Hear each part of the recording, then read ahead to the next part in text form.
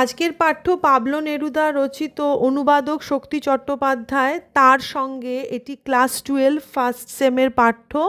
এখান থেকে বেশ কিছু গুরুত্বপূর্ণ এমসিকিউ প্রশ্ন। সময়টা কেমন চলেছে বলে কবির মনে হয়? অসুবিধার।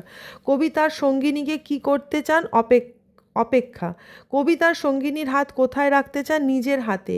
কবি কঠিন সময় কি করবেন বলেন? কষ্ট করে উঠে দাঁড়াবেন। কবি ও তার সঙ্গিনী কী ধরনের জুটি? যারা টিকে থাকতে জানে। পাথরের ফাটলেও তারা কি করতে পারে? ঘর বানাতে। রোসো, আমার জন্য দাঁড়াও। কবি কাকে দাঁড়াতে বলেছেন? সঙ্গিনীকে। কবি কোন কোন জিনিস নেওয়ার কথা বলেছেন? শাবল ও ঝুড়ি। কবি ও তার সঙ্গিনী একে অপরকে কেন দরকার? সংগ্রাম করতে।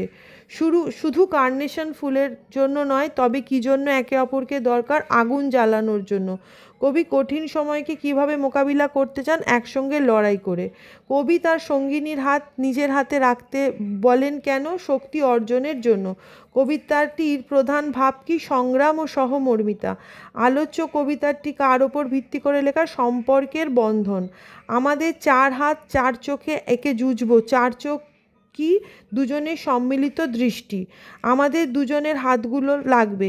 কি কি বোঝাতে চেয়েছেন কবি? পরিশ্রম ও সহযোগিতা বোঝাতে চেয়েছেন।